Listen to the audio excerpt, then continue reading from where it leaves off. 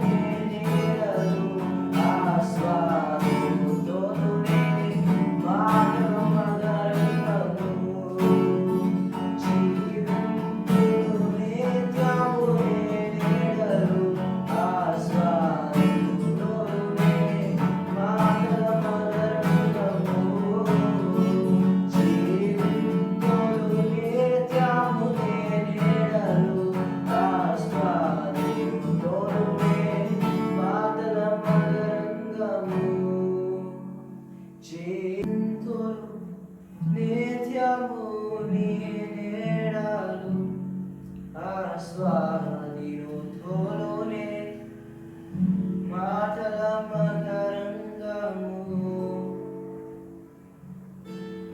యేసయ్యా నీవు జీవించడాని నా బ్రతుకుగా మారేనులే యేసయ్యా నీతో జీవించడాని నా బ్రతుకుగా మారేనులే నాట్యం మాడేను నాంతరంగము ఇది రక్షణానంద భాగ్యమే నాట్యం మాడేను నాంతరంగము ఇది రక్షణానంద ഭാഗ്യമേ പുരജാതി എന്നെ തേടി വന്നീർ സുഗന്ധിരവാളിയായി മാറ്റിവിട്ടീർ പുരജാതി എന്നെ തേടി വന്നീർ സുഗന്ധിരവാളിയായി മാറ്റിവിട്ടീർ വാഗ്ദത്തം ചെയ്തീർ നീർ சொன்னதை நிறைவேற்றினீர்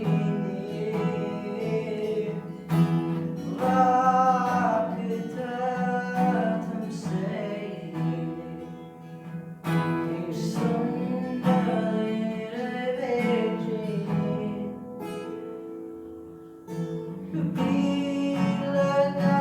பிள்ளையாயோய் என்னை காண்கின்ற தேவன் நீர் பிள்ளையாயோய் எந்தன் ஜீவனில் ஊற்று நீர் சிறுமை கண்ணோக்கி பார்த்தவர் நீர் எளிமை கைதூக்க வந்தவர் நீர் சிறுமை கண்ணோக்கி பார்த்தவர் நீர் எளிமை கைதூக்க வந்தவர் நீர் புரட்டப்பட்ட என்னை நீரும் சேர்த்துக் கொண்டீர் புரட்டப்பட்ட என்னை பெரிய ஜாதியாய் மாற்றினீர்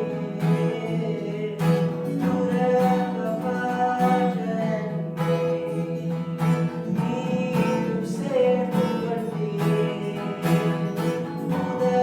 புரட்டப்பட்ட என்னை பெரிய ஜாதியாய் மாற்றினீர்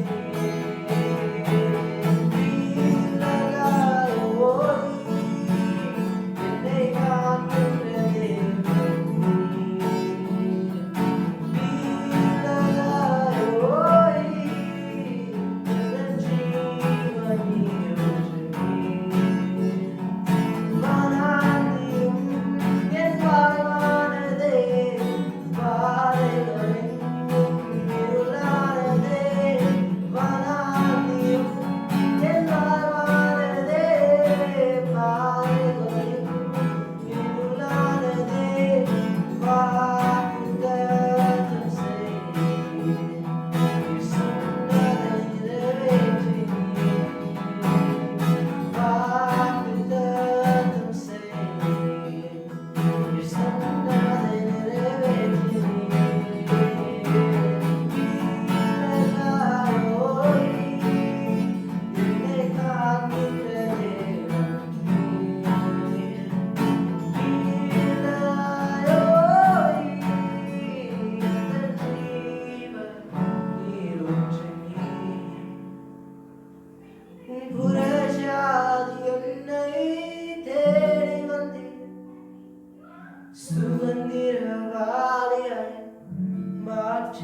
வெற்றி புறஜாதி என்னை தேடி வந்தீர் சுதந்திரவாதியாய் மாற்றி விட்டீர் வாக்குத்தத்தம் செய்தீர் சொன்னதை நிறைவேற்றினீர்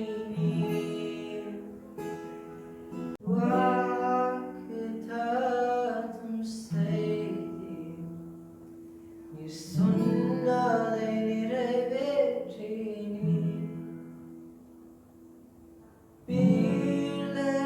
பிள்ளையாயோய் என்னை காண்கின்ற தேவன் நீர் ஓ பிள்ளையாயோய் எந்தன் ஜீவன் நீரூற்று நீர் துரத்தப்பட்ட என்னை நீர் மீண்டும் சேர்த்து கொண்டீர் உதக்கப்பட்ட என்னை பெரிய ஜாதியாய் மாற்றினீர் துரத்தப்பட்ட என்னை சொல்லுமா நீர் மீண்டும் சேர்த்து கொண்டீர் உதக்கப்பட்ட என்னை பெரிய ஜாதியாய் மாற்றினீர் திரும்ப சொல்லுவோம் துரத்தப்பட்ட என்னை மீண்டும் சேர்த்து கொண்டீர் உதக்கப்பட்ட என்னை பெரிய ஜாதியாய் மாற்றினீர் ஓ பிள்ளையாயோய் என்னை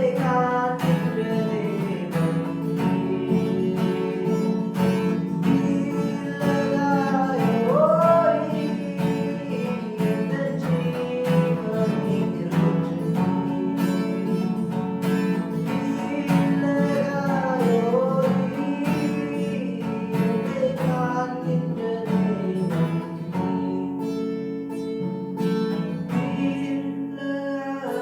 பிள்ளையாயோய் எந்தன் ஜீவன் நீரூற்று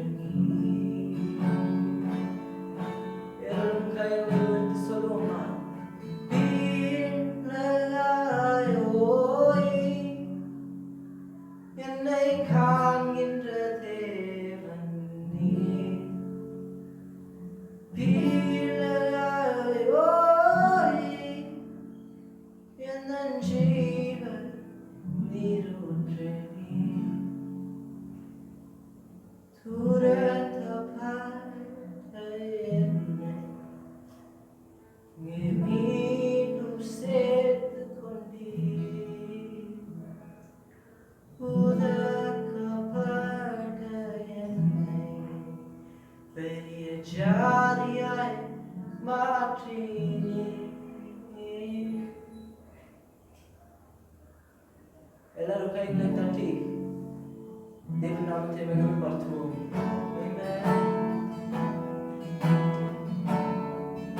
துரத்தப்பட்ட உன்னை அவர் மீண்டும் சேர்த்துக் கொள்வார் உதக்கப்பட்ட என்னை பெரிய ஜாதியாய் மாற்றுவார் அவருக்கு எல்லா துணிகளும் மகிமையை செலுத்துவோம்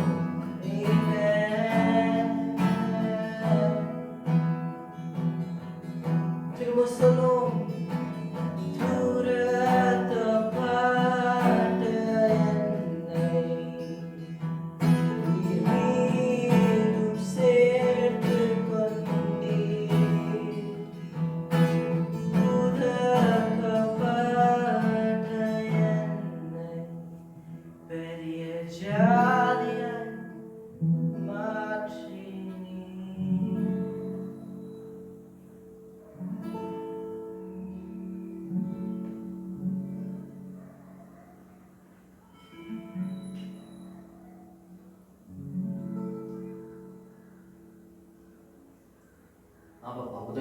எங்களை பெரிய ஜாதியாக மாற்றுகிறவர் நீர்.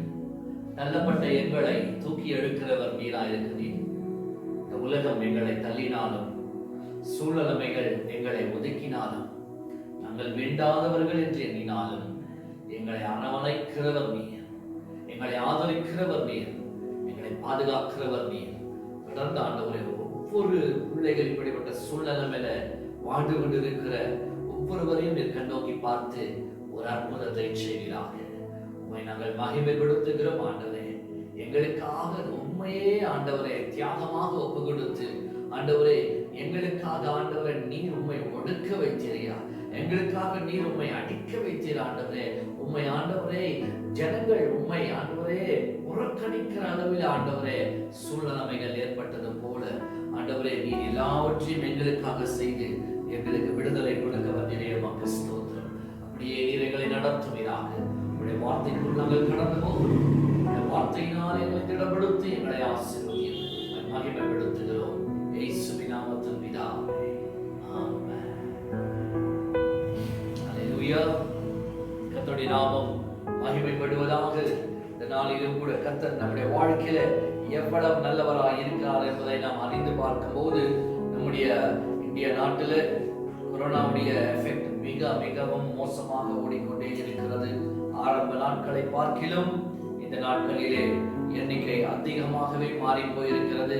இந்த நாள் வரைக்கும் நம்முடைய ஸ்டேட்டஸை பார்ப்போமானால் இந்தியாவிலே 1.34 மில்லியன் கேசஸ், அதுல ஏகப்பட்ட ஜனங்கள் மறைந்து போயிருக்கிறார்கள். ஏறக்குறைய 31,000 32,000 பேர் வரைக்கும் இந்தியாவில் மாத்திரம் மறைத்திருக்கிறார்கள். உலக நாடுகளை சேர்த்து பார்க்கும்போது 15.7 மில்லியன் ஜனங்கள் பாதிக்கப்பட்டு அதிலே 9 மில்லியன் சுகமாயிருக்கிறார்கள். ஏறக்குறைய அநேக மரணங்கள் 640,000 டெத்ஸ்.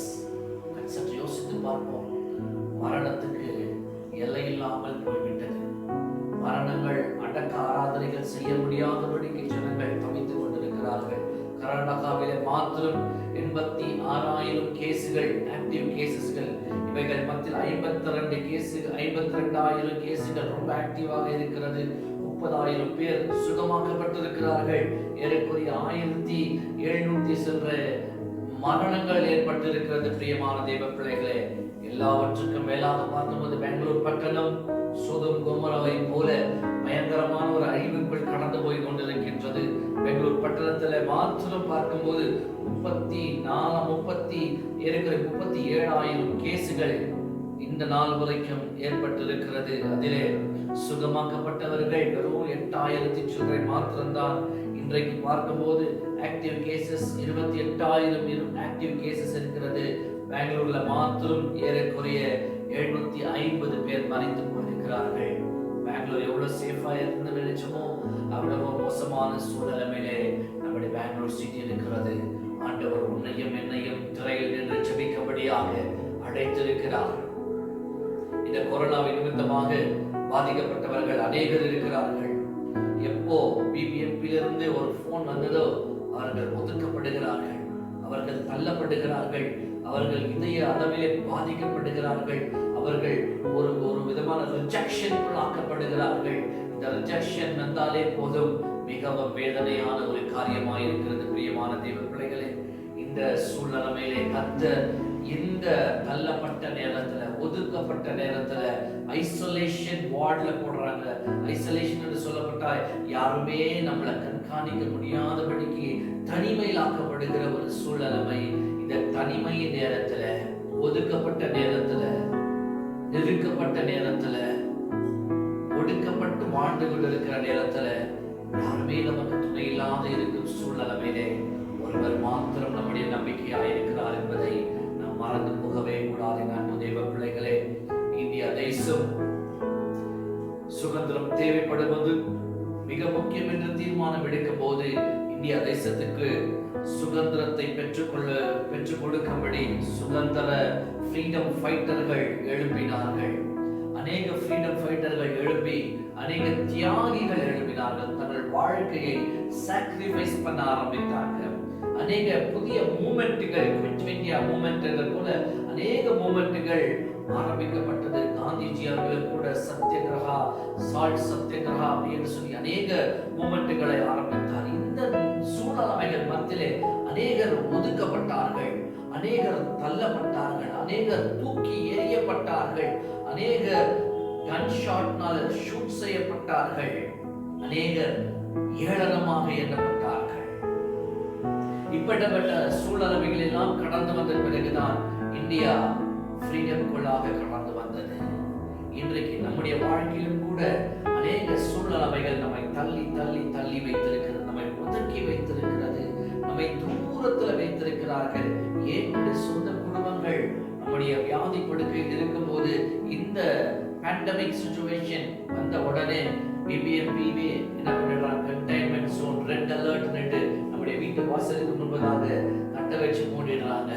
இப்படிப்பட்ட சூழ்நிலையில நம்முடைய நாடு, நம்முடைய பட்டணம், நாம் வாழ்ந்து கொண்டிருக்கிற நம்முடைய சிட்டி நிர்பந்தமான சூழ்நிலையில் இருக்கிறது. பிரியமான தேவ பிள்ளைகளே, இதற்காக நீயும் நானும் முழங்கால் படித்து ஜெபிக்க வேண்டும். நீயும் நானும் ஜெபிக்காமல் இருப்போமானால் விடுதலை நமக்கு, நம்முடைய நாட்டுக்கு, நம்முடைய தேசத்துக்கு, நம்முடைய பட்டணத்திற்கு, நாம் வாழ்ந்து கொண்டிருக்கிற நம்முடைய அக்கப்பக்கத்துக்கு கிடைக்கவே முடியாது.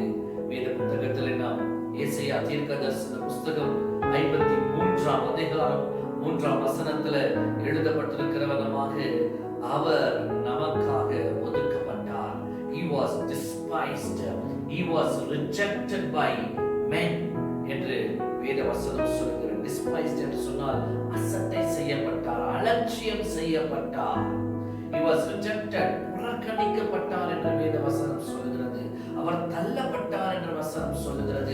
அவர் ஒதுக்கப்பட்டார் என்று வேத வசனம் சொல்கிறது. இது யாருக்காக என்று சொல்லி சற்று நாம் ஆராய்ந்து பார்க்கும் போது, உனக்காகவும் எனக்காகவும் இயேசு கிறிஸ்து இந்த உலகத்தில் அவருடைய சொந்த ஜனங்களால், யாருனாலே அவருடைய சொந்த ஜனங்களால் அவர் ஒதுக்கப்பட்டவராயிருந்தார், அலட்சியம் செய்யப்பட்டவராயிருந்தார். சில நேரத்தில் தச்சனுடைய மகன் அல்லவா என்று அவரை பரியாசம் செய்தவர்களாயிருந்தார்கள். இதை யாருக்காக அவர் சகித்துக் கொண்டார் என்று சற்று யோசித்து பார்க்கும் போது வேத வசனம் சொல்லுகிறது, அவர் ஒதுக்கப்பட்டவராயிருந்தார், அவர் தள்ளப்பட்டவராயிருந்தார்.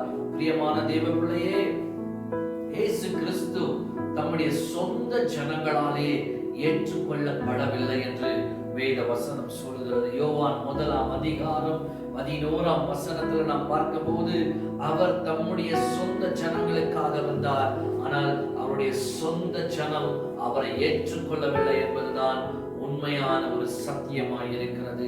அவருடைய சொந்த ஜனங்களால் அவர் தள்ளப்பட்டார் என்று வசனம் சொல்கிறது.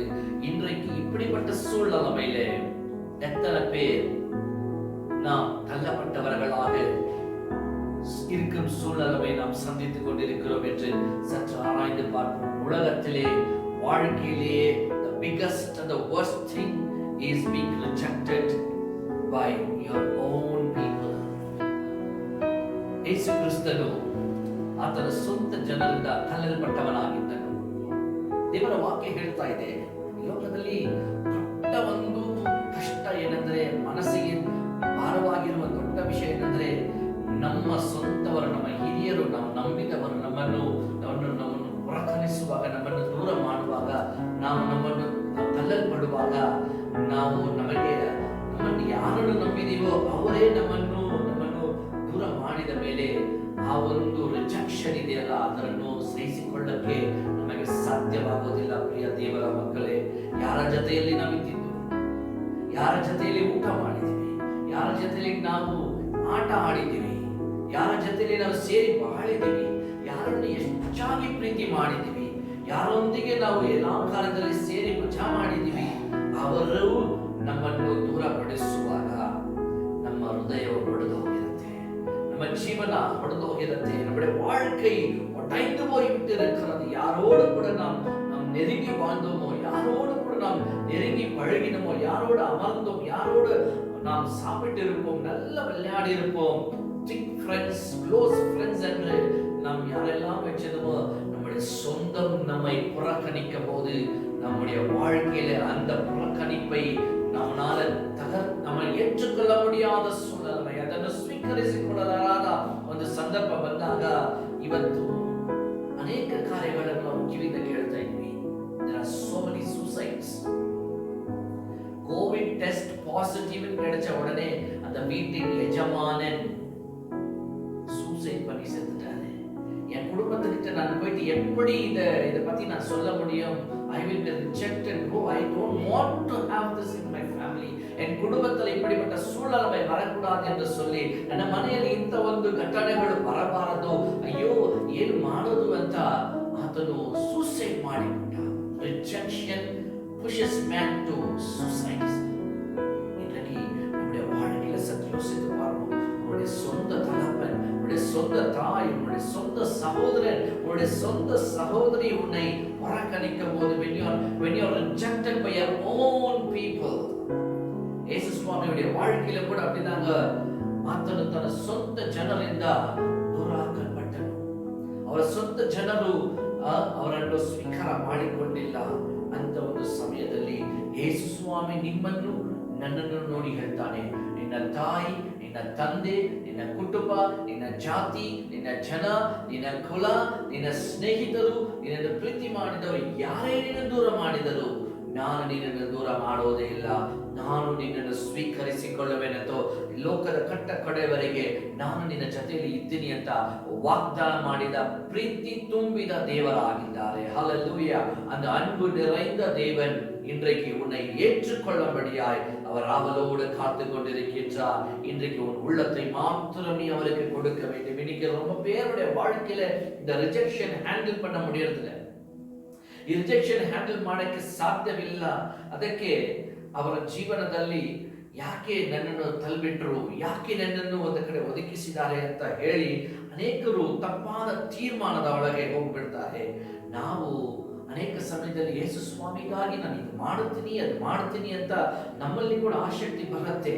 We come forward. ஆண்டவருக்காக நாம் முன்னே வருவோம். இயேசுவுக்காக நான் ஏதாவது செய்வேன் என்று சொல்லும்போது நான் எல்லாவற்றையும் விட்டு வந்து விடுவேன். இந்த ஊழியத்தில் நான் செய்வேன், நான் அப்படி செய்வேன், எல்லா சூழலுமே இயேசப்பாவை ஏற்றுக்கொள்வதற்காக நான் தப்பு வேலையெல்லாம் செய்து அதெல்லாம் விட்டு வந்துட்டேன். இப்போது இயேசுவுக்காக நான் வாழ்வேன் என்று அநேக நேரத்தில் நம்ம சொல்லியிருக்கோம். சில இங்கிலீஷ்ல ஒரு பாட்டு இருக்குங்க, I surrender all to Jesus. I surrender all என்று சொல்லி எல்லாவற்றையும் விட்டு இயேசுவின் பின்னே நாம் போகுவதற்கு நம்மை ஒப்பு கொடுத்த நாட்கள் அநேகம் உண்டு. ஆனால் தேவனுடைய சமூகத்தில் வந்த போதிலும் கூட யாரோ ஒருவர் நம்மை குறித்து ஏதாவது ஒன்று தவறாக பேசி இருக்குமானால், யாரோ நம்மளை ஒதுக்கி வைத்திருப்போமானால், எவ்வளவு உற்சாகமாய் இருந்தோமோ அவ்வளவுக்கு அவ்வளவு ರಿಜೆಕ್ಷನ್ உள்ளாக்கப்படுகின்றோம். ನಮ್ಮ ಸಭೆಯಲ್ಲಿ ಇರೋರು ನನ್ನ ಸ್ವೀಕಾರ ಮಾಡಿಕೊಂಡಿಲ್ಲ, ನನ್ನ ವೇದಿಕೆ ಮೇಲೆ ನಿಲ್ಲಿಸಿಲ್ಲ, ನನ್ನ ಹಾಡುವುದಕ್ಕೆ ನನ್ನನ್ನು ಮುಂದೆ ಕರೆಯಲಿಲ್ಲ, ನನ್ನನ್ನು ಪ್ರಾರ್ಥನೆ ಮಾಡಕ್ಕೆ ನನಗೆ ಅವಕಾಶ ಕೊಟ್ಟಿಲ್ಲ, ಸಭೆಯಲ್ಲಿ ಏನೋ ಒಂದು ಕಾರ್ಯದಲ್ಲಿ ನನಗೆ ಮುಖ್ಯವಾದ ಸ್ಥಾನಗಳು ಕೊಟ್ಟಿಲ್ಲ ಅಂತ ಹೇಳಿ ನಾವು ನಮ್ಮನ್ನೇ ಒಂದು ಕಡೆಗೆ ನಾವು ಹಾಕಿಕೊಂಡು ನಾವು ತಳ್ಳಲ್ಪಟ್ಟವರಾಗಿರ್ತೀವಿ. ಪ್ರಿಯವಾದ ದೇವರ ಮಕ್ಕಳೇ, so today rejection plays a very important role in your life. Think about it. நம்முடைய வாழ்க்கையில rejection என்று சொல்லும்போதே அநேக ஆங்கிள் இருந்து அநேக கோணைகள் இருந்து அது நம்மை பாதிக்கிறதா இருக்கிறது. பிரியமான தேவ பிள்ளைகளே, ஆண்டவர் ஒருவர் மாத்திரம் சொல்லுகிறார், யார் உன்னை ஒதுக்கினாலும் யார் உன்னை தள்ளினாலும் நான் உன்னை ஒருபோதும் தள்ள மாட்டேன். I will never forsake you. ನಾನು ನಿನ್ನನ್ನು ಎಂದಿಗೂ ನಿರಾಕರಿಸೋದೇ ಇಲ್ಲ. ನಾನು ನಿನ್ನನ್ನು ಪ್ರೀತಿ ಮಾಡಿದ ದೇವರು ಅಂತ ದೇವರು ನಮ್ಮನ್ನು ನೋಡಿ ಹೇಳುವ ದೇವರಾಗಿದ್ದಾರೆ. ಪ್ರತಿಯೊಂದು ಮನುಷ್ಯನು ಒಂದಾನೊಂದು ಸಂದರ್ಭದಲ್ಲಿ ಈ ಲೋಕದಲ್ಲಿ ಯಾವುದೋ ಒಂದು ಕಾರ್ಯದಲ್ಲಿ ಅವನು ತಳ್ಳಲ್ಪಟ್ಟವನಾಗಿರುತ್ತಾನೆ. ಎಲ್ಲ ಮನಿதருடைய வாழ்க்கையில there comes a time that you face rejection in life. வெறும் இந்த சூழ்நிலைமை அந்த சூழ்நிலைமை என்றல்ல, ஏதாவது ஒரு சூழ்நிலை you feel you are rejected. When you feel that you are not qualified for the situation, you feel that you are rejected, your life is devastated, உன் வாழ்க்கையே முடிந்ததை போல ಅಯ್ಯೋ ಹೆಂಗಿವೆ ನಾಳೆ ಐ ಕುಡಂಟ್ ಫುಲ್ಫಿಲ್, ನಾನು ಅದನ್ನು ಮುಡಿಕ ಮುಡಿಯಲ್ಲ, ನಾನು ಅದನ್ನು ಪರಿಪೂರ್ಣಪಡಿಸಕ್ಕೆ ಆಗಿಲ್ಲ, ಏನೋ ನನ್ನ ಮನಸ್ಸಿಗೆ ಸಮಾಧಾನ ಇಲ್ಲ ಅಂತ ಹೇಳಿ ಅನೇಕ ಸಮಯದಲ್ಲಿ ನಾವೇ ನಮ್ಮನ್ನು ಒಂದು ಕಡೆಗೆ ನಾವು ತಳ್ಳಿಬಿಡ್ತೀವಿ. ಪ್ರಿಯವಾದ ದೇವರ ಮಕ್ಕಳೇ, ಈ ದಿನದಲ್ಲಿ ನಾನು ಹೇಳ್ಕೊಳ್ಳೋದೇನೆಂದ್ರೆ, ಒಂದು ದಿನ ಒಂದು ಮನುಷ್ಯನು ಸಭೆಯಿಂದ ತಳ್ಳಲ್ಪಟ್ಟನು. ಯಾಕೆ ಅಂದ್ರೆ ಅಲ್ಲಿ ಯೇಸು ಸ್ವಾಮಿ ಅವನನ್ನು ಬಿಡುಗಡೆ ಮಾಡಿದರು. ಯೇಸು ಸ್ವಾಮಿ ಅವನಿಗೆ ಸ್ವಸ್ಥತೆ ಮಾಡಿದ ಮೇಲೆ ಅವನು ಸಭೆಗೆ ಓಡೋಗ್ತಾನೆ. ಅವನು ಸಭೆಯಲ್ಲಿ ಓಡೋಗಿ ಅಲ್ಲಿ ಸಭೆಯಲ್ಲಿ ಇರುವಾಗ ಎಲ್ಲ ಜನರ ನೋಡಿ ಇವನೇ ಇವನು ಅಂತ ಹೇಳಿ ಎಲ್ಲರೂ ಅವನನ್ನು ಆಚೆ ತಳ್ಳಿಬಿಟ್ರು. ಎಲ್ಲರೂ ಆಚೆ ತಳ್ಳುವಾಗ ಆಚೆ ಅವನು ಹೋಗಿ ಬಿಲ್ಲುವ ಸಮಯದಲ್ಲಿ ಅಲ್ಲಿ ಯೇಸು ಸ್ವಾಮಿ ಆಚೆ ನಿಂತುಕೊಂಡು ಅವರನ್ನು ಹಮ್ಮಿಕೊಳ್ತಾರೆ. இன்றைக்கு இயேசுவால் தொட்டப்பட்ட நாம், இயேசுவால் விடுதலையாக்கப்பட்ட நாம், இயேசுவினால சுகமாக்கப்பட்ட நாம் ஆண்டவரை தேடி போகும்போது சபையிலும் கூட சிலர் நம்மை வெளியே தள்ள வேண்டிய சூழ்நிலைகள் வந்துவிடும். நாம் புறக்கணிக்கப்படுவோம், நாம் ரிஜெக்ட் செய்யப்படுவோம். இவர் ரொம்ப என்று நம்மளை அவங்க செப்பரேட் பண்ணும்போது ஆண்டவராக இயேசு சொல்றார், மனிதன் உன்னை தள்ளினாலும் நான் உன்னை ஏற்றுக்கொள்ள நான் மாறாதவராக இருக்கின்றேன். உன்னுடைய என்டையர் கம்யூனிட்டியே உனக்கு எதிர்த்து நின்றாலும் ஆண்டவராக இயேசு சொல்கிறார், நான் உனக்காக எப்பவுமே ஜெபிக்கிறவராக இருக்கிறேன். நீ உன்னுடைய வாழ்க்கையில தள்ளப்பட்டவன் என்று நினைக்காதே.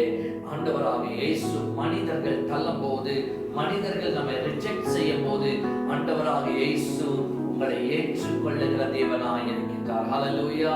இன்றைக்கு ஊழியக்காரர்களே, மூப்பர்களே, சபையின் தலைவர்களே, விசுவாசிகளே, நான் உங்களோடு கூட நான் பேசுவது என்னவென்றால், உங்களோடு கூட நான் ஷேர் பண்ணிக்கிறது என்னன்னு சொன்னாக்கா, எல்லாம் ஒரு வெரி ஃபார்ச்சுனேட் பீப்புள்.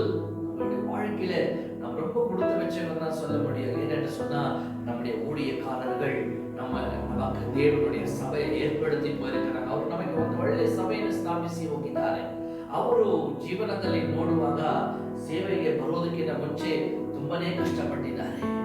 ಅವರ ಹಿರಿಯ ಬೋಧಕರುಗಳು ಅವರನ್ನು ಮೇಲಕ್ಕೆ ಬರಕ್ಕೆ ಬಿಟ್ಟಿರಲಿಲ್ಲ. ಎಲ್ಲಾ ಸಮಯದಲ್ಲಿ ಒಂದು ಪ್ರಾರ್ಥನೆ ಮಾಡಬೇಕೇನವರೇ ಅಂತ ಕೇಳುವಾಗ ಕೂಡ, ನೀನು ಚಿಕ್ಕ ಹುಡುಗ, ನಿನಗೆ ಏನು ಗೊತ್ತು ಅಂತ ಅವ್ರನ್ನ ನಿರಾಕರಣೆ ಮಾಡಿದ್ದಾರೆ. ಸೇವೆಗೆ ಮುಂದೆ ಹೋಗುವಾಗ ಎಲ್ಲದರಲ್ಲಿ ಉಪಯೋಗ ಮಾಡಿಕೊಂಡು ನಿನ್ಗೆ ಅರಗತಿ ಇಲ್ಲ ಅಂತ ಅವ್ರು ತಳ್ಳಿಬಿಟ್ಟಿದ್ದಾರೆ. ಯಾಕಂದ್ರೆ ನಮ್ಮ ಸೇವಕರು, ನಮ್ಮ ಐನವರು ಎಲ್ಲಾ ಸಮಯದಲ್ಲಿ ನಮ್ಮನ್ನು ಪ್ರೋತ್ಸಾಹ ಮಾಡಿ ಚಿಕ್ಕ ಚಿಕ್ಕ ವಿಷಯಗಳಲ್ಲಿ ಕೂಡ ಅನೇಕ ದೇವ ವಿಶ್ವಾಸಿಗಳನ್ನು, ಸಭೆಯ ಹಿರಿಯರನ್ನು, ಸಭೆಯಲ್ಲಿ ಇವತ್ತು ಬೋಧಕರಾಗಿರುವ ನಮ್ಮನ್ನು ಬಲಪಡಿಸಿ ಇವತ್ತು ಒಂದು ಸ್ಥಾನಕ್ಕೆ ನಾವು ಬರಬೇಕಂದ್ರೆ ಐನವರು ಎಲ್ಲ ತಳ್ಳಲ್ಪಟ್ಟಿದ್ದ ನಮ್ಮನ್ನು ಮೇಲಕ್ಕೆ ಎಬ್ಬಿಸಿ ತಂದೆಯ ಪ್ರೀತಿಯನ್ನು ತೋರಿಸಿದರು. So we are privileged people. ನನ್ನ ತಂದೆ ತುಂಬಾ ಹ್ಯೂಮಿಲೇಟ್ ಆಗಲ್ಪಟ್ಟಿದ್ದಾರೆ, ರಿಜೆಕ್ಷನ್ಗೆ ತಳ್ಳಲ್ಪಟ್ಟಿದ್ದವರಾಗಿದ್ದರು. ಹೌದು ದೇವರ ಮಕ್ಕಳೇ, ಅದನ್ನು ರಿಜೆಕ್ಟ್ ಮಾಡುವಾಗ ಕೂಡ ಅದನ್ನು ಸೋತು ಹೋಗಿಲ್ಲ. ಅದಕ್ಕೆ ಒಂದು ಅರ್ಥವಾಯಿತು, ಮನುಷ್ಯರನ್ನು ತಳ್ಳಿದರೆ ಕೂಡ ನನ್ನ ದೇವರು ನನ್ನನ್ನು ತಳ್ಳೋದೇ ಇಲ್ಲ. ದೇವರ ಮೇಲೆ ಅಷ್ಟೊಂದು ಪ್ರೀತಿ ಮಮತೆ ಇಟ್ಟಿರುವ ನನ್ನ ತಂದೆ ಆತನ ಜೀವಮಾನ ಕಾಲದಲ್ಲಿ ಅನೇಕ ವರ್ಷಗಳು ದೇವರ ಸೇವಕನಾಗಿ ಸೇವೆ ಮಾಡಿ ಆತನ ಕೆಲಸವನ್ನು ಮಾಡಿ ಮುಗಿಸಿ ಇವತ್ತು ತಂದೆಯ ಜೊತೆಯಲ್ಲಿ ಕೂತಿದ್ದಾರೆ. What a great Joy! ಎಷ್ಟೊಂದು ಸಂತೋಷವಾದ ಕಾರ್ಯ ಇದು. ನಾವು ಕೂಡ ನಮ್ಮ ಲಕ್ಷ್ಯವು ನಾವು ಪಡೆಯುವವರೆಗೆ ಸೋತು ಹೋಗಬಾರದು. ಯೇಸು ಸ್ವಾಮಿ ತಮ್ಮ ಸ್ವಂತ ಜನರಿಂದ ನಿರಾಕರಿಸಲ್ಪಟ್ಟರು. ಅವರು ತಮ್ಮ ಸ್ವಂತ ಜನಗಳ ತಳ್ಳப்பட்டவராயிருந்த இன்றைக்கு இந்த பிரசன்ட் சிச்சுவேஷன்ல வேலை இல்லை என்று நம்மை தள்ளிவிடலாம், வருமானம் இல்லை என்று நம்மை தள்ளிவிடலாம், ஐயோ you is fit for nothing என்று நம்மை ஒதுக்கி விடலாம். ತಾತ್ಕಾಲಿಕವಾಗಿ ಅನೇಕ ಸಂದರ್ಭಗಳು ನಮಗೆ ಎದುರಾಗಿ ಬರುವಾಗ ನಮಗೆ ಅನಿಸುತ್ತೆ, ನಾನು ಪ್ರಯೋಜನ ಇಲ್ಲ, ನಾನು ತಳ್ಳಲ್ಪಟ್ಟವನು ಅಂತ ಒಂದು ಸಂದರ್ಭ ಬಂದಾಗ ಹೃದಯ ಒಡೆದೋಗಿ ಅಪ್ಪ ಇರೋದಕ್ಕಿಂತ ಹೋಗೋದೇ ಬೆಟರ್ ಅಂತ ತಪ್ಪಾದ ತೀರ್ಮಾನಗಳಿಗೆ ಬರಲಿಕ್ಕೆ ನಮ್ಮ ಮನಸ್ಸು ಮಾತಾಡ್ತಾ ಇದೆ. ಆದರೆ ಅಪ್ಪ ಯೇಸು ಹೇಳ್ತಾ ಇದ್ದಾರೆ, ಅಲ್ಲ ನಾನು ನಿನಗಾಗಿ ಎಲ್ಲವನ್ನ ಮಾಡಿ ಮುಗಿಸಿದ್ದೀನಿ. ನಿನ್ನ ರಿಜೆಕ್ಷನ್ ಅಲ್ಲಿ ನನ್ನ ಪ್ರೀತಿಯುಳ್ಳ ಹಸ್ತವನ್ನು ನಂಬಿಕೊಳ್ಳೋದಕ್ಕಾಗಿ ಆಸಕ್ತಿಯಿಂದ ಕಾಯ್ತಾ ಇದೆ. ಮಗನೇ ಬಾ, ಮಗಳೇ ಬಾ ಅಂತ ಯೇಸು ಸ್ವಾಮಿ ನನ್ನ ನಂಬಿಕೊಳ್ಳುವ ದೇವರಾಗಿದ್ದಾರೆ. ಯೆಶಾಯ 53ನೇ ಅಧಿಕಾರದ 6ನೇ ವಾಕ್ಯದಲ್ಲಿ ಬರೆಯಲ್ಪಟ್ಟಿದೆ, we all like sheep have gone astray. ஆடுகள் மேய்ப்பனில்லாத ஆடுகளைப் போல நாம் சிதறி போயிருக்கிறோம் என்று வேத வசனம் சொல்லுகிறது. ஏனென்று சொன்னால் இந்த ரிஜெக்ஷன் வந்த வேளை நம்மை வழிநடத்துவதற்கு யாரும் இல்லை, நம்மளை போதிப்பதற்கு யாரும் இல்லை, நம்மளை சரியான இடத்துல நம்ம அமர்ந்த தண்ணீரை கொண்டு போவதற்கு யாரும் இல்லை என்ற ஒரு சூழலை நம் வாழ்க்கையில நாம் எதிர்பார்த்து கொண்டிருக்கும் விதத்துல அந்த 53ஆம் அதிகாரத்தின் 6ஆம் வசனம் சொல்லுகிறது, நாம் யாவரும் ஒரு தலைவன் இல்லாதபடி நாம் சிதறி போனவர்களை போல இருக்கிறோம் என்று சொல்லி, ஒரு மேய்ப்பன் இல்லாத ஆடுகளை போல வாழ்ந்து கொண்டிருக்கிறோம் என்று சொல்லி, they are doing each one according to his own, அவனவன் தன்னுடைய சொந்த வழியிலே கடந்து போகிறான் என்று இன்றைக்கு அப்படி நான் வாழ்ந்து கொண்டிருக்கின்றோம். ஆண்டவர் எவ்வளவுதான் பேசினாலும், வார்த்தை எவ்வளவுதான் வந்தாலும், நம்முடைய நல்ல மேய்ப்பன் இயேசு தன்னுடைய வாழ்க்கையே நமக்காக கொடுத்த போதிலும் கூட இந்த வார்த்தை சொல்கிறது, they are doing each one according to his own ways. ಒಬ್ಬೊಬ್ಬನು ಆತನ ಸ್ವಂತ ಮಾರ್ಗದಲ್ಲಿಯೇ ಹೋಗುತ್ತಾ ಇದ್ದಾನೆ ಅಂತ.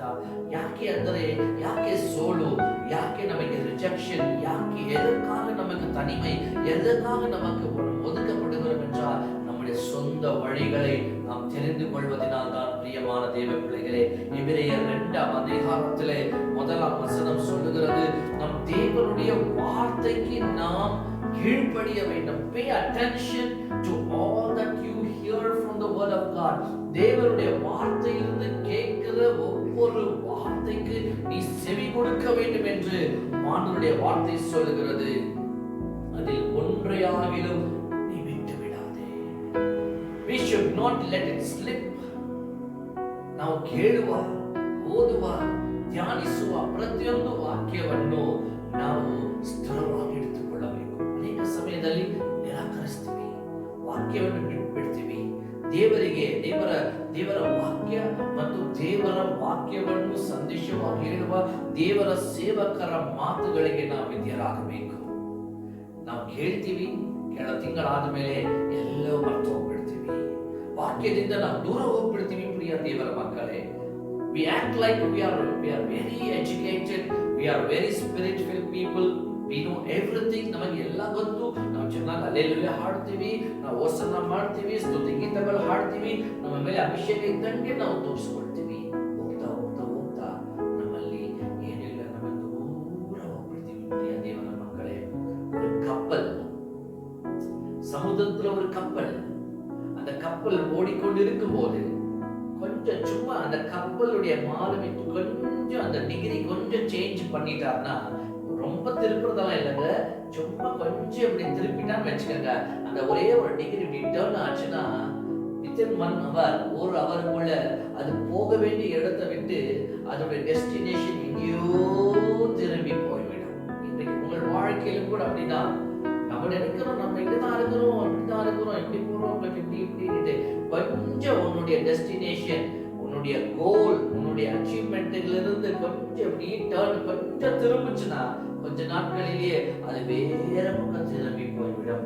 அதனாலதான் ரிஜெக்ஷன் வாழ்க்கையில நீ நேரா போத விட்டு உன் வாழ்க்கையில கொஞ்சம் ட்விஸ்ட் டர்ன் ஆனினாங்களோ உன்னுடைய நீ போக வேண்டிய டெஸ்டினேஷன் வேற இடத்துக்கு மாறிவிடும். பிரியமான தேவ பிள்ளைகளே, ஆகியால் வேத வசனத்தை சற்று நன்றாக நம்ம கூர்ந்து கவனிக்க வேண்டியதாக இருக்கிறது. நாம் அநேக நேரத்தில் ஆண்டவருடைய வார்த்தைக்கு கீழ்ப்படியதில்லை. சில நேரத்துல ஒரு சின்ன ஊழியக்காரர் வந்துட்டாருனாக்கா அவர் பிரசங்கம் பண்ணும் போது பெரிய ஊழியக்காரர் ஏஞ்சி போயிடுவார்.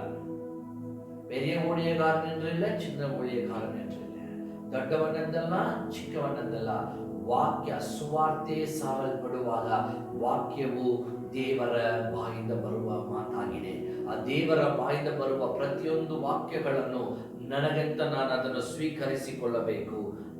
ನಾನು ಒಂದು ಸಲ ಒಂದು ಸೇವಕರು ಮಾತಾಡುವಾಗ ಎದ್ದು ನಡೆದುಕೊಂಡು ಹೋಗುವಾಗ ದೇವರು ನನ್ನ ಮನಸ್ಸಲ್ಲಿ ಮಾತಾಡಿದ್ರು, ಸುಮ್ಮನೆ ಬಾಯಿ ಮುಚ್ಕೊಂಡು ಕೂತ್ಕೋ, ನೀನ್ ವಾಕ್ಯ ಕೇಳು ಅಂತ ನನ್ನ ಹೃದಯದಲ್ಲಿ ದೇವರು ಮಾತಾಡಿದ್ರು. ಅದನ್ನು ನಾನು ನಿಮಗೆ ಹೇಳಿಕೊಳ್ಳೋದಕ್ಕೆ ಇಷ್ಟಪಡ್ತಾ ಇದ್ದೀನಿ. ಯಾಕೆ ಅಂದರೆ ದೇವರ ವಾಕ್ಯಕ್ಕೆ ನಾವು ವಿಧೇಯರಾಗಬೇಕು.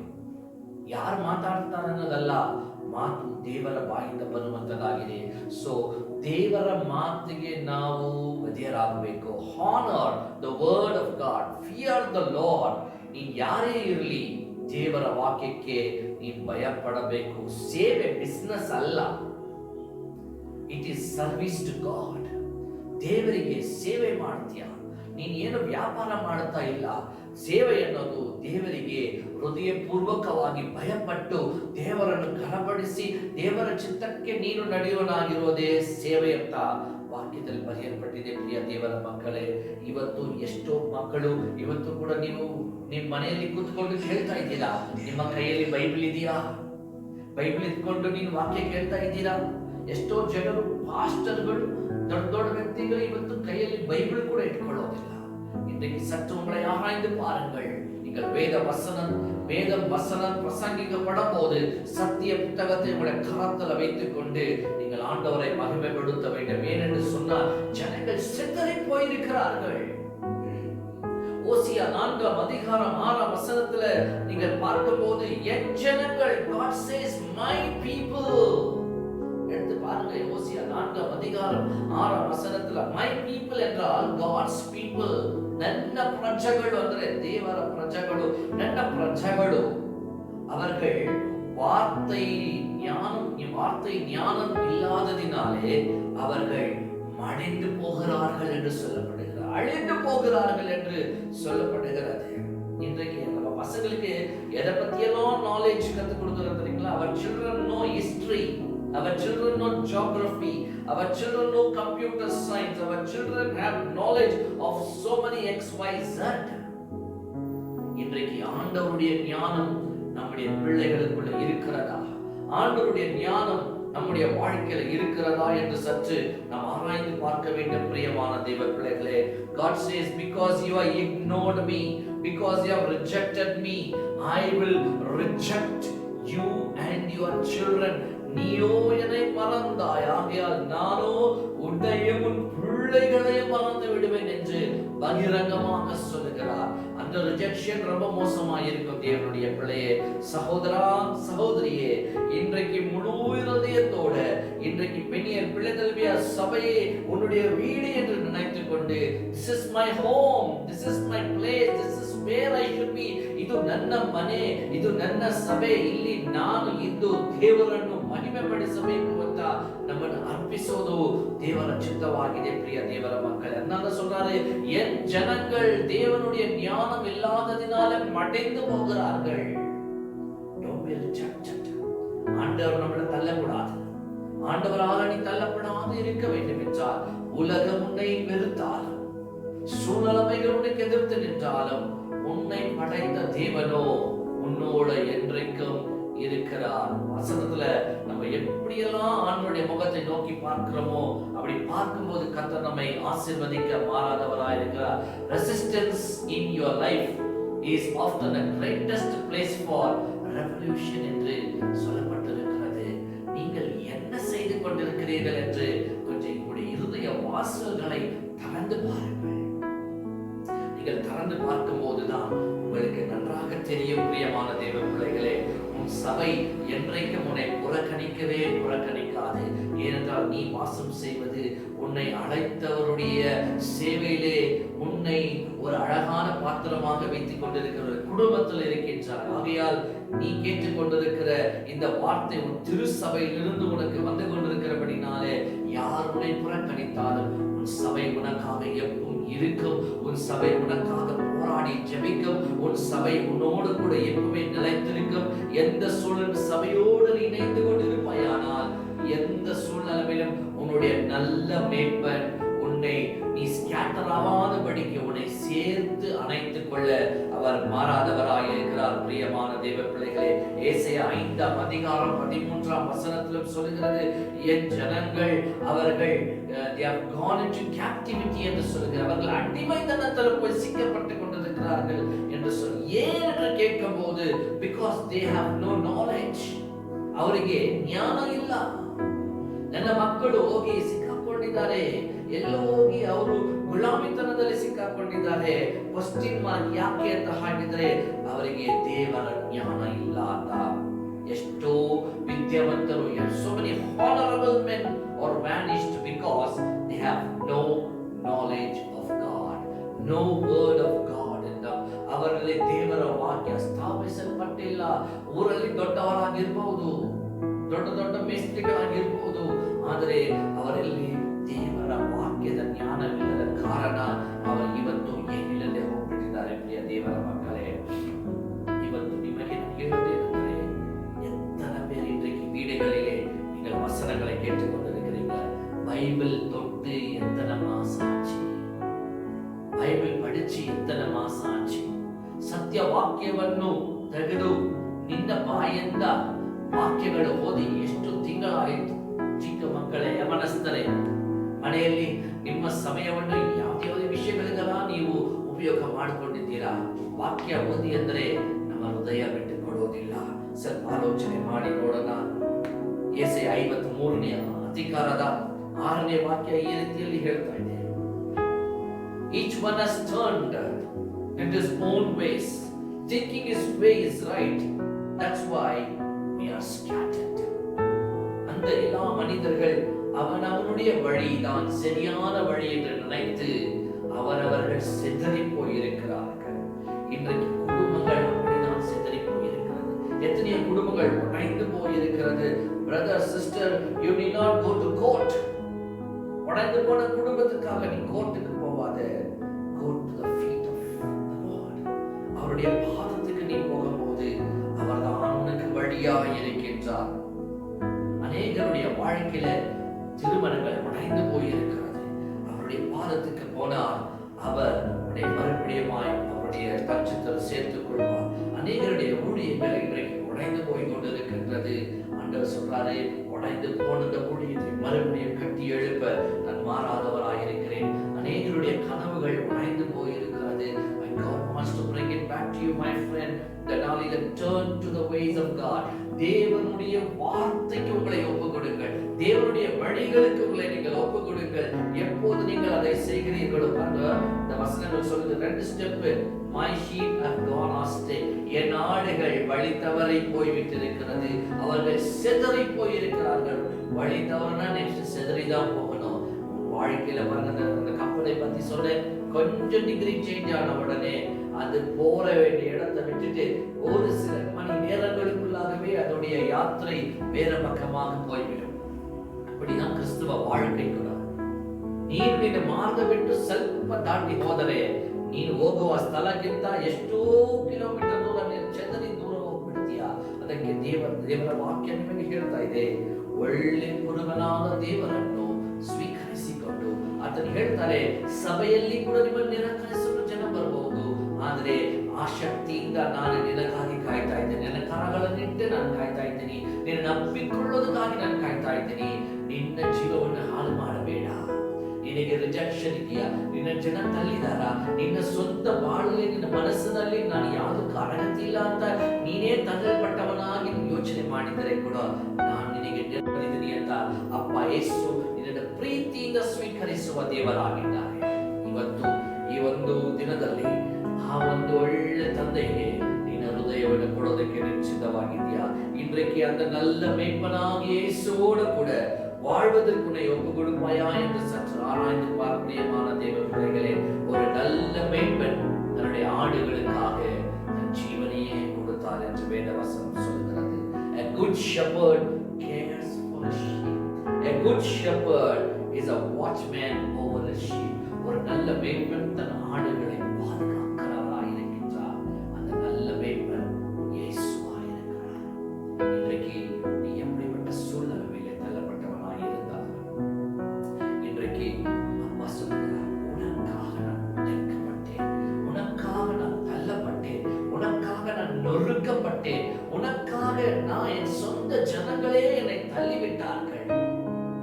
என்னெல்லாம் செய்தாங்க? ஏசாயா 53ஆம் அதிகாரத்துல ஒவ்வொரு வசனங்களாக நீ படிச்சு வந்தா போதுங்க. இன்றைக்கு you may not be a perfect person. ஆண்டவர் சொல்றாரு, you may not be a perfect father for your family, ஆனா God will make you one. அவர் சொல்றார், நல்ல தகப்பனா இருந்து நான் உன்னை போதித்து நடத்துவேன் என்று ஆண்டவர் சொல்லுகிறார். இனி உன் குடும்பத்திற்காக இன்றைக்கு நீ எழுந்து நிற்க போகிறபடினால ஸ்டாண்ட் ஃபார் யுவர் ஃபேமிலி. உன் வீட்டுக்காக, உன் குடும்பத்துக்காக ஒரு நல்ல புருஷனாக, ஒரு நல்ல தகப்பனாக நீ இன்றைக்கு எழுந்து நிற்பாயானால் உன்னை கர்த்தர் ஆசீர்வதிக்க மாறாதவராய் இருக்கின்றார். உன்னை கொண்டு உன் குடும்பத்தை நடத்த அவர் மாறாதவராய் இருக்கிறார். ஒரு நல்ல தாயாக, ஒரு நல்ல மனைவியாக உன் குடும்பத்துக்காக இன்றைக்கு நீ ஒரு தீர்மானம் செய்து நீ எழுந்திருப்பாயானால் கர்த்தர் உன்னை கொண்டு உன் பிள்ளைகளை, உன் குடும்பத்தை ஆசீர்வதிக்க மாறாதவராய் இருக்கிறார். நீ நினைக்காத, எனக்கு சரியா படிக்க வரல, எனக்கு ஞானம் இல்லை, எனக்கு நல்ல வருமானம் இல்லை, பொருளாதாரம் எங்களுக்கு சரியில்லை, அதனால என்னை சுத்தி இருக்கிற சூழ்நிலைமைகள் எங்களை தள்ளி வைத்திருக்கிறது என்று நினைக்காதே. யார் உன்னை தள்ளினாலும் உன்னை ஏற்றுಕೊಳ್ಳுகிறவர், ನಿನ್ನನ್ನು ಸ್ವೀಕರಿಸುವಾತನು, ನಿನ್ನನ್ನು ಪ್ರೀತಿಸುವಾತನು ಯೇಸು ಒಬ್ಬನಾಗಿದ್ದಾನೆ. ಆದ ಕಾರಣ ಇವತ್ತು ನಿನ್ನ ಹೃದಯವನ್ನು ದೇವರಿಗೆ ಅರ್ಪಿಸು. ನನ್ನ ಪ್ರಿಯ ಸಹೋದರ, ನನ್ನ ಪ್ರಿಯ ಸಹೋದರಿಯೇ, ನೀನು ಅರ್ಪಿಸುವಾಗ ದೇವರು ನಿಮ್ಮನ್ನು ಬಲಪಡಿಸುವ ದೇವರಾಗಿದ್ದಾರೆ. இன்றைக்கு ஆண்டவர் உன்னை எதிர்பார்த்து கொண்டிருக்கின்றார். Maybe you are not perfect, but since you have stood for your family, my Jesus says, I will honor you. The Lord is there to honor you. ದೇವರು ನಿನ್ನನ್ನು ಘನಪಡಿಸಲು ಆತನು ಸಿದ್ಧವಾಗಿದ್ದಾರೆ. Even if your faith is wavering, எனக்கு நடக்குமா, எனக்கு நடக்காதா என்று சில நேரத்தில் நமக்குள்ளவே சந்தேகங்கள் கூட வந்து விடுதுங்க. ஆனா ஆண்டவர் சொல்றாரு, நான் உன்னோடு கூட இருக்கின்றேன். நீ எனக்காக நீ எழுந்து இன்னைக்கு உன்னை ஒப்பு கொடுக்க போகிறபடினாலே உன் வாழ்க்கையில உன் குடும்பத்தை நான் ஆசீர்வதிக்க மாறாதவராய் இருக்கின்றேன். உன்னுடைய குடும்பம் செழிப்பான குடும்பமாய் மாற்ற நான் மாறாதவராய் இருக்கிறேன் என்று ஆண்டவர் சொல்கிறார். Maybe God will bless you and He will bless you, super bless you. வாழ்க்கை மிக அழகாக மாற வேண்டும் என்று இன்றைக்கு ஆண்டவருடைய கரத்துல உன்னை ஒப்பு கொடுப்பாயானால் எவ்வளவோ நல்லா இருக்கும். பிரியமான தேவ பிள்ளைகளே, ஆதி சபையிலே கூட தேவனுடைய பிள்ளைகள் ஆண்டவருக்காக தன்னுடைய வாழ்க்கையை ஒப்பு கொடுக்கும் போது கர்த்தர் எல்லாவற்றையும் ஆசீர்வாதமாக மாற்றிவிட்டார். ஆதி சபையில தான் செஞ்சார். ஆனா இப்போதைக்கு என்ன செய்ய போறார் என்று நீ யோசிக்காதங்க. அனீனியா சபையினுடைய வாழ்க்கையில பார்க்கும்போது ஆண்டவருடைய வார்த்தைக்கு விரோதமாய் நடந்து கொண்டார்கள். அந்த சபையிலே அவங்க 2 பேருடைய ஜீவன் எழுந்து போய்விட்டார்கள். இன்றைக்கும் கூட அப்படிப்பட்ட வல்லமை இந்த உலகத்துல ஆட்கொண்டிருக்கின்றதுங்க. இன்றைக்கு சபையில பாதி பேர் ஆண்டவர் உண்மையில்லாத மறைத்து போனவர்கள் எத்தனையோ பேர் இருக்கிறார்கள். ஆனா ஆண்டவர் அவங்களை அப்படி தள்ளிவிட வேண்டும் என்று அவர் நினைக்கவில்லை. அவர் சொன்ன எழுந்து போன அத்தனையும் உனக்கு திருப்பி கொடுக்க அவர் மாறாதவராய் இருக்கின்றார். கர்த்தர் இன்றைக்கு உடைந்து போன குடும்பங்களை சேர்க்க மாறாதவராய் இருக்கிறார். உடைந்து போன திருமணங்களை சேர்க்க மாறாதவராய் இருக்கின்றார். உடைந்து போன வாழ்க்கைகளை சேர்க்க மாறாதவராய் இருக்கின்றார். உடைந்து போன வேலைகளை மறுபடியும் கொடுக்க மாறாதவராய் இருக்கின்றார். உடைந்து போன வருமானங்களை மறுபடியும் கூட்டி கொடுக்க மாறாதவராய் இருக்கின்றார். இந்த லாக்டவுன், இந்த பிரேக் டவுன், இந்த கவுண்ட், இந்த எல்லா சூழ்நிலையிலே ஆண்டவர் ஒருவர் மாத்திரம் உனக்கு இருந்து நாங்க ஒரு சில ஏரியா சீல் டவுன் ஆயிட்டு இருக்குது. ஒரு சிலருக்கு வேலை போயிட்டு இருக்குது. ஒரு சிலருக்கு ஒரு மாசம்லாம் போனா கூட பாதி மாசம் தான் வருமானம் கிடைக்கிறது. ஒரு சிலருடைய வேலைக்கு போனா கூட பிரச்சனையாவே இருக்கிறதுங்க. இப்படிப்பட்ட சூழ்நிலையில தள்ளப்பட்ட நேரத்தில், கைவிடப்பட்ட நேரம் என்று நீ நினைத்துக் கொண்டிருக்கலாம். ஆனா ஆண்டவர் சொல்லுகிறார், ಜನಗಳು ಸಿದ್ಧರಿ போயிருக்கும் நேரத்தில் ಎಲ್ಲಿ ಬಿಡುಗಡೆ, ಎಲ್ಲಿ ನಿರೀಕ್ಷೆ, ನಾನು ಏನು ಮಾಡೋದು ಅಂತ ಗೊತ್ತಿಲ್ಲದೆ ಒಂದು ಸಂದರ್ಭದಲ್ಲಿ ನಾವು ಸಿಕ್ಕಾಕೊಂಡಿರುವಾಗ ಆತನು ನಮ್ಮನ್ನು ನೋಡಿ ಹೇಳ್ತಾರೆ, ಹೆದರಬೇಡ ಮಗನೇ, ಹೆದರಬೇಡ ಮಗನೇ, ನಾನು ನನ್ನನ್ನು ನಿನಗಾಗಿ ತ್ಯಾಗವಾಗಿ ಕೊಟ್ಟಿದ್ದೀನಿ. ಆ ಕಲ್ವಾರಿ ಶಿಲುಬೆಯಲ್ಲಿ ನನ್ನನ್ನು ನಿನಗಾಗಿ ಅರ್ಪಿಸಿದ್ದೀನಿ. ஒதுக்கப்பட்ட உன்னை பெரிய ஜாதியாய் மாற்ற அவர் மாறாதவராயிருக்கிறார். தள்ளப்பட்ட உன்னை மறுபடியும் அவர் சேர்த்துக் கொள்வதற்கு அவர் ஆயத்தமாய் இருக்கின்றார். Are you ready, my friend? இன்றைக்கு நீ ஆயத்தமாய் இருக்கிறாயா? மனுஷங்களை தள்ளிட்டாங்க நினைக்காத. மனுஷன் அவன் கூட உன்ன மாதிரிதான். ஏதோ ஒரு சூழ்நிலையில அவன் வாழ்க்கையும் தள்ளப்பட்ட ஒரு வாழ்க்கை தான். ஆனால் கர்த்தரை நம்பினவனோ ஒருபோதும் கைவிடப்படுவதே கிடையாது. இன்றைக்கு அந்த நம்பிக்கை, கர்த்தரை நம்பினோர் கைவிடப்படுவதே கிடையாது. சங்கீதம் 23 ஞாபகப்படுத்திக் கொள்ளுங்கள். கர்த்தர் உங்கள் மேய்ப்பராய் இருக்கிறார். The Lord is your shepherd. அவர் நல்ல மேய்ப்பராய் இருக்கிறார். அவர் நம்முடைய மேய்ப்பராய் இருக்கும்போது ஒரு நன்மையும் நமக்கு குறைவில்லாமல் நடத்துவார். அந்த அதிகாரத்தின் கடைசி வசனம் சொல்கிறது, surely goodness and mercy shall follow me all the days of my life. நன்மையும் கிருபையும் என்னை பின்தொடரும் ஜீவனுள்ள நாளெல்லாம் என்று சொல்லி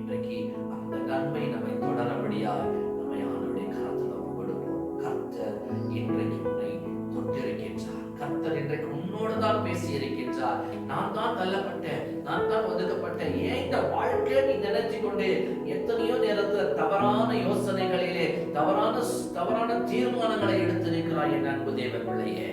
இந்த தவறான சூழ்நிலைகளிலிருந்து கர்த்தர் விடுவிக்க மாறாதவராக இருக்கின்ற ரிஜெக்ஷன் இருக்குது பாருங்க, அது ரொம்ப மோசமானது. அந்த ரிஜெக்ஷன் வந்துட்ட போது எத்தனை பேர் சமாதானம் சொன்னாலும் நம்மளால ஏற்றுக்கொள்ளவே முடியாது. தலை ஆட்டுவோம், அவ்வளவுதான். மறுபடியும் பிசாசானவர் நம்மளை அப்படியே நொறுக்கிடுவான், அப்படியே நசிக்கிடுவான். ஏன் இருக்கிற இதெல்லாம் உனக்கு தேவையா என்று சொல்லி அப்பா சொல்ற, இயேசு கிறிஸ்துவையே அவர்கள் தள்ளிவிட்டார்கள். அவருடைய சொந்த ஜனமே அவரை தள்ளிவிட்டது பிரியமான தேவ பிள்ளைகளே. ஆனாலும் பாருங்க, he became victorious. அவர் ஜெயமுள்ளவராய் எழும்பி வந்தார். எத்தனை பாடுகள், எத்தனை போராட்டங்கள், எத்தனை அவமானங்கள் வந்த போதிலும் he never turned back. எதை குறித்து கவலைப்படாதபடிக்கு எல்லாவற்றையும் ஜெயித்தவராக அவர் வெற்றி முழக்கத்தோடு எழுப்பினார். அந்த வெற்றியின் ஆண்டவர் இன்றைக்கு உன்னை பார்த்து சொல்லுகிறார், நீ கலங்காதே, நீ திகையாதே, நீ சோர்ந்து போகாதே. வெற்றி நிச்சயம், உனக்கு விடுதலை சத்தியம் என்று சொல்லுகிறார். கர்த்தர் உன்னை ஆசீர்வதிப்பாராக. இந்த வசனத்தை உனக்கு தஞ்சமாய் எடுத்துக்கொண்டு இன்று முதல் வெற்றி வாழ்க்கை வாழ்வதற்கு உன்னை ஒப்பு கொடுப்பாயானால் எவ்வளவு நலமாய் இருக்கும். கர்த்தர் உன்னை ஆசீர்வதிப்பாராக. God bless you. Amen.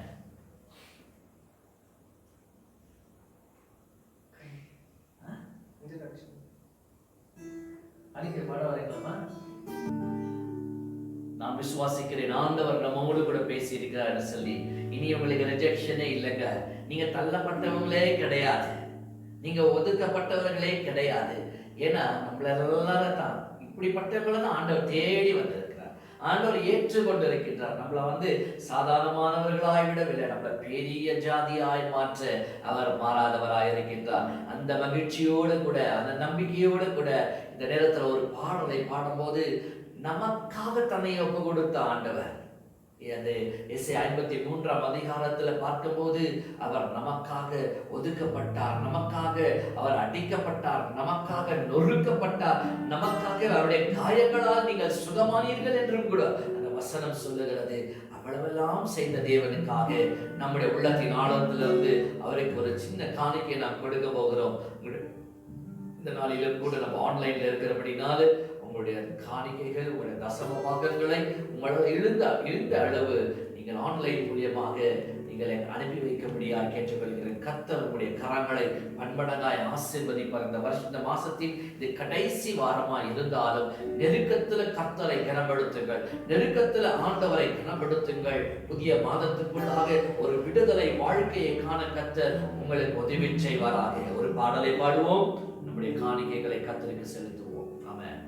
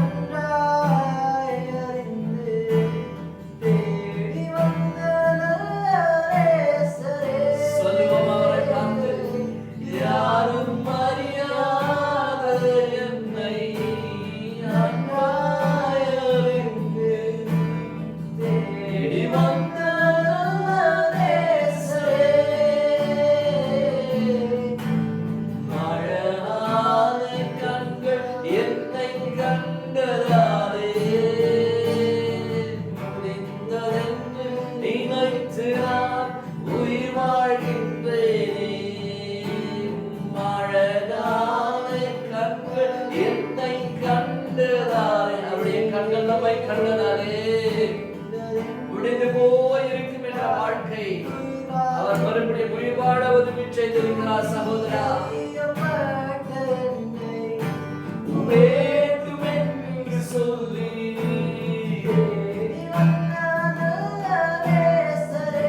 சபையால், குடும்பத்தால், ஜனங்களால் தூக்கி எறியப்பட்டவர்களாயிருந்தோம். ஆனால் இயேசு உன்னை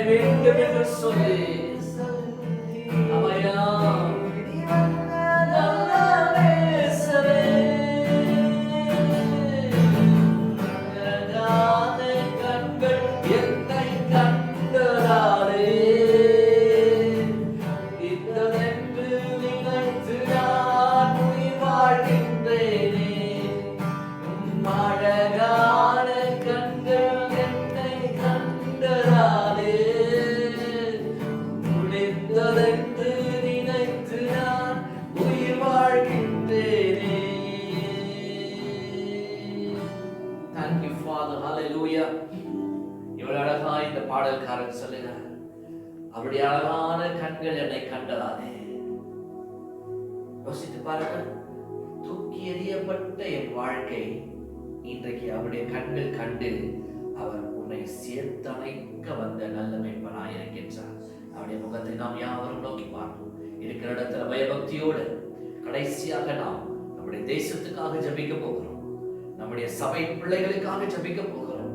இன்றைக்கு சிதறப்பட்டிருக்கிறார்கள், குடும்பங்கள் உடைக்கப்பட்டிருக்கிறது. இந்த கோவிட்-19னால எங்கெல்லாம் கண்டெய்ன்மெண்ட் ஜோன் இருக்கிறது, எங்கெல்லாம் பாசிட்டிவ் கேசஸ் ஆகி இருக்கிறதோ, இன்றைக்கு அவரவர்கள் ஒதுக்கப்பட்டு தள்ளப்பட்டு தனிமையாக்கப்பட்டு ஐயோ எங்கே நாங்க நெக்ஸ்ட் எங்க போகிறோம் என்ற ஒரு நம்பிக்கையற்ற வாழ்க்கையில வாழ்ந்து கொண்டிருக்கிற ஒவ்வொருவருக்கும் ஆண்டவர் நம்பிக்கை கொடுக்கும்படியாக இன்றைக்கு பாரமுள்ள இருதயத்தோடு நாம் ஜெபிக்க போகிறோம். ஏன்னா இந்த நாட்களில் இந்த வைரல் ஃபீவர், இந்த கோல்டு, இந்த காஃப்னால ஹாஸ்பிட்டலுக்கும் போக முடியாதபடிக்கு எத்தனையோ குடும்பங்கள் இன்னைக்கு பரிதபித்துக் கொண்டிருக்கிறது. அந்த மகிமையின் ராஜா அழகான கண்கள் நம்ம மேலே இறங்கி வர முடியாது. அவரை நோக்கி பார்ப்போமா? கண்களை மூடி அவருடைய பரிசுத்த ஆசீர்வாதம், அந்த பரிசுத்த அபிஷேகத்தின் கரங்கள், ஏசாயா 53ஆம் அதிகாரத்தில் எழுதப்பட்டவங்க அவருடைய தழும்புகளால் குணமானீர்கள் என்று சொன்ன வசனத்தை வைத்து நாம் ஜெபிப்போம். கர்த்தர் நம்மை நடத்துவாராக. கிருபையும் அன்பும் நிறைந்த எங்கள் ஆண்டவரே, ஆசீர்வதிக்கப்பட்டதான இந்த மனமகிழ்ச்சி நாளிலும் ஆண்டவரே எங்கள் பிள்ளைகளுடைய திருக்கரத்தில் நாங்கள் ஒப்புக்கொடுக்கிறோம் சுவாமி. ஐயா, எங்களுக்காகவே உண்மையை தியாகமாய் ஒப்பு கொடுத்தவர் ஐயா. எங்களுக்காக எல்லா அவமானங்களை ஏற்றுக்கொண்டீரையா. எங்களுக்காக உண்மையை பலியாக அர்ப்பணித்தீர் ஆண்டவரே. எங்களுக்காக ஒதுக்கப்பட்டீர், துப்பப்பட்டீர், நொறுக்கப்பட்டீர், அவமானத்துக்குள்ளாக்கப்பட்டீர் ஆண்டவரே. எங்களுக்காக எல்லா பாடுகளை உங்கமேலே சுமந்து கொண்டீர் ஆண்டவரே. என்னை மீட்க, எங்களை மீட்க, எங்கள் பாவங்களை போக்க, எங்கள் பாரங்களை நீக்க, எங்கள் தனிமைகளை மாற்ற, எங்கள் உடைந்த வாழ்க்கையை சேர்க்க, எங்கள் தேவைகளை எங்களுக்கு மறுபடியும் கொடுக்க, எங்களுக்கு மீட்பளிக்க இயேசு எல்லாவற்றையும் செய்து முடித்தீரே. எங்களை கரத்தில் ஒப்புக்கொடுக்கிறோம் சுவாமி. உடைய தழும்புகளால் ஒவ்வொரு பிள்ளைகள் சுகமாக்கப்படும்படி ஆட்சேபிக்கிறோம். இயேசுவின் காயப்பட்ட கரங்கள் ஒவ்வொரு மேல் இறங்கி வரும்படி ஆட்சேபிக்கிறோம். ஒரு பிள்ளைகளை சுகப்படுத்துவீராக ஆண்டவரே. விசுவாசத்தோடு பாரத்தோடு ஜெபிக்கிற ஜெபம் ஒவ்வொரு உள்ளங்களையும் ஒவ்வொரு இல்லங்களையும் தொடபடி ஆட்சேபிக்கிறோம் ஆண்டவரே. விடுதலை என் ஜனங்கள் பெறுவார்களாக. அவர்கள் வாழ்க்கையில் இப்போது அற்புதங்கள் நடக்கட்டும் என்று நாங்கள் ஜெபிக்கின்றோம். நாங்கள் அல்லப்பா, உங்க நாமத்தை நாங்கள் பிரஸ்தாபிக்கிற எந்த இடத்திலும் இறங்கி வந்து நான் உன்னை ஆசீர்வதிப்பேன் என்றவர் அப்படியே ஒவ்வொரு பிள்ளைகளுக்கு தொட்டுவிடாக ராஜா. ಪ್ರತಿಯೊಂದಾತ್ಮವನ್ನು ಮುಟ್ಟು ಸ್ವಾಮಿ. ಅವರ ಕಣ್ಣೀರು, ಅವರ ಕಷ್ಟಗಳು, ಅವರ ಗೋಳಾಟದಿಂದ ಬಿಡುಗಡೆ ಮಾಡಿ ರಕ್ಷಣೆ ತುಂಬಿದ ದೇವರ ಹಸ್ತವು ಪ್ರತಿಯೊಬ್ಬರನ್ನು ಮುಟ್ಟಿ ಅವರನ್ನು ದೇವರೇ ಸ್ವಸ್ಥಪಡಿಸಲಿ. ಬಿಡುಗಡೆ ನಾಯಕನಾದ ದೇವರು ಅದ್ಭುತವಾಗಿ ನಿಮ್ಮ ಮಕ್ಕಳನ್ನು ನಡೆಸಬೇಕಂತ ತಾಳ್ಮೆಯಿಂದ ಪ್ರಾರ್ಥಿಸ್ತಾ ಇದ್ದೇನೆ ಸ್ವಾಮಿ. ದೇವರೇ, ಹೃದಯದ ಆಳದಿಂದ ದೇವರೇ ನಿಮಗೆ ಸೇವೆಗೆ ಅಂತ ದೇವರೇ ಅರ್ಪಿಸುವ ಕಾಣಿಕೆಗಳಿಗಾಗಿ ಸ್ತೋತ್ರ. ದೇವರೇ, ಅದನ್ನು ಆಶೀರ್ವದಿಸು.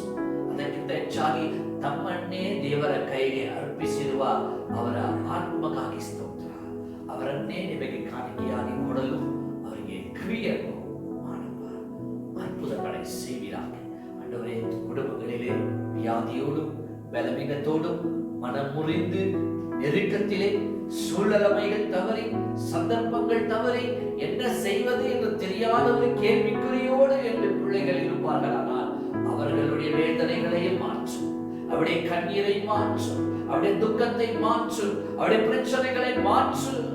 அநேக குடும்பங்களிலே கேசுகளை பாதிக்கப்பட்டிருக்கிறார்கள் ஆண்டவரே. ஆடு மாடுகளை வைத்து ஆண்டவரே பிரச்சனைகளோடு வாழ்ந்து கொண்டிருக்கிறார்கள். நிலங்கள் விளைச்சல்களே ஆண்டவரை நீர் தொட்டு ஆசீர்வதிப்பீராக. எங்கள் ஜனங்கள் நீர் கொடுக்கும் நன்மையால் திருப்தியாக்கப்படபடி ஆட்சேபிக்கிறோம். இந்த 7ஆம் மாதத்தின் கடைசி வாரம் வரைக்கும் எங்கள் பிள்ளைகளை அற்புதமாய் நடத்தினீரே, உமக்கு நன்றி செலுத்துகிறோம். எங்கள் ஊழியர்கள், எங்கள் மூப்பர்கள், எங்கள் சுவிசேஷர்கள், எங்களுடைய கலை ஸ்தாபனங்கள், எங்களுடைய ஊழியர்கள், எங்களுடைய விசுவாச பிள்ளைகள் ஒவ்வொருவரையும் நாங்கள் நினைவு கூர்ந்து ஜெபிக்கிறோம். பேர் பேராய், தனித்தனியாய், குடும்பம் குடும்பமாய் அனைவரையும் ஆசீர்வாதம். ஆண்டவரே, அன்றைக்கு போவாஸ் ரூத்தை வாழ்த்தினதை போல அருமையான நாளிலும் கூட அவருடைய செட்டைகளின் கீழ் அடைக்கலமாய் வந்த உங்களுக்கு அவராலே நிறைவான பலன் உண்டாவதாக என்று சொல்லி எங்கள் பிள்ளைகளை மனதார நாங்கள் வாழ்த்தி ஆசீர்வதிக்கிறோம். நன்மையும் கிருபையும் தொடரட்டும். மாறாத இயேசுவின் நாமத்தில் ஜெபிக்கிறோம் எங்கள் ஜீவனுள்ள நல்ல பிதாவே, ஆமென். நம்முடைய கர்த்தராகிய இயேசு கிறிஸ்துவின் கிருபையும் பிதாவாகிய தேவனுடைய அன்பும் பரிசுத்த ஆவியானவருடைய அன்பியமும் ஐக்கியமும் சகவாசமும் சமாதானமும் இன்றும் என்றும் சதா காலங்களிலே நம் அனைவரோடும் சகல பரிசுத்தவான்களோடு கூட அவருடைய ராஜ்யத்தின் கடைசி வரைக்கும் தங்கியிருப்பதாக. ஆமென். என் ஆத்துமாவே கர்த்தரை ஸ்தோத்திரி, என் முழுவதுமே பரிசுத்த நாமத்தை ஸ்தோத்திரி. என் ஆத்துமாவே நீ கர்த்தரை ஸ்தோத்திரி. கர்த்தர் செய்த சகல உபகாரங்களை நீ மறக்கவே மறக்காதே. ஆமென். ஆமென். God bless you. Stay safe. சூழ்நிலைமைகள் மிகவும் மோசமாக இருக்கிறது. ஆகிய தேவனுடைய பிள்ளைகள் நம்மை பாதுகாத்துக் கொள்வோம். கர்த்தருடைய ராஜ்யத்திற்கு ஆயத்தப்படுவோம். கர்த்தர் நம்மை ஆசீர்வதிப்பாராக. சீக்கிரமாய் உங்களை சந்திப்போம். God bless you. Amen.